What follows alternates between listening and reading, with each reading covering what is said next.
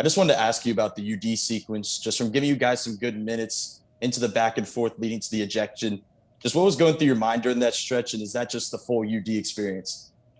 I was like, yo, this motherfucker's crazy. But it was like, I was like, UD, you can't get tossed in your first 4 minutes, bro. Like, how long was he in the game? 4 minutes? 3 minutes and you get tossed. I said, OG, you taught me a lot, but you ain't ever teach me to get tossed in 3 minutes. Like, that is something you's always been like. It was kind of like a big brother moment, but I got to be big bro at that time, you know? So it was a good moment for me. It was like it was like a teaching lesson. Like, just don't get tossed in the first three. You can get the first tag, and then wait till the second half to get the other one. Momentum swings.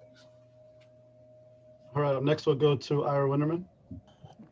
Bam, as for the game itself, this team, the statements you guys have made this week with Boston and now today, do you guys sort of feel like, okay, we're I don't say peaking, but we're at a really good place now as the playoffs loom just a couple of games away?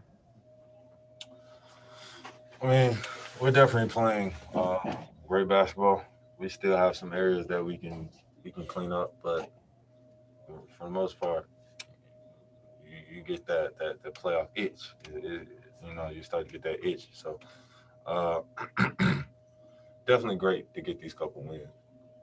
And then just the way that the race is, it's unrelenting. I mean, the Knicks won again. You're tied with them. If you win the next two, you get into that nice 4-5 matchup. Does it sort of feel unrelenting, or the way you guys are playing is like just sort of bring it on? We'll just win the final two, and that'll be that. I want to end the season with any regret, so I'll just go out there and handle business. Thank you. Next, we'll go to Tim Reynolds. First of all, Tim, you look sleepy as shit, bro.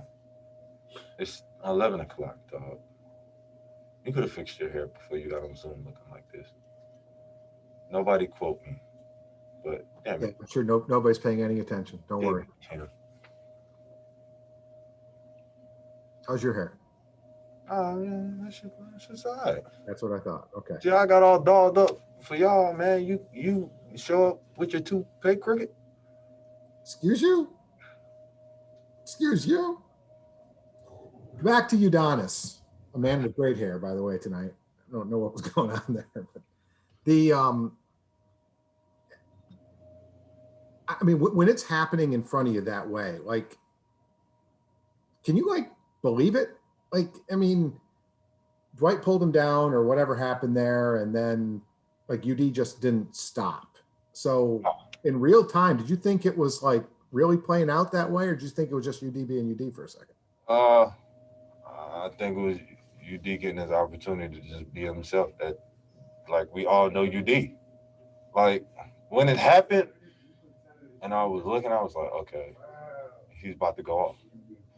And then, sure enough, boom, boom, tag, he out of here. I had no problem with it. Fuck it. Where does he's in year 18? He's 40 years old. He owns restaurants. I don't know what else he's into. Where does that fire come from? And what have you learned about him, about having that fire and using that fire the right way, which he did not do tonight, of course. But what have you learned, I guess, in that regard? That fire definitely comes from, him always being counted out when he was younger. Everybody knows the story when ball was going out of bounds, he dove on the floor and everybody was looking at him like it was crazy, but he didn't hear no whistle. So that fire comes from him being counted out, people telling him he's too small, undersized. So similar noise you hear. Gotcha. I'm gonna go fix my hair now. Thank you. Yeah, get off the screen, man. Next, we go to Cooper Moorhead.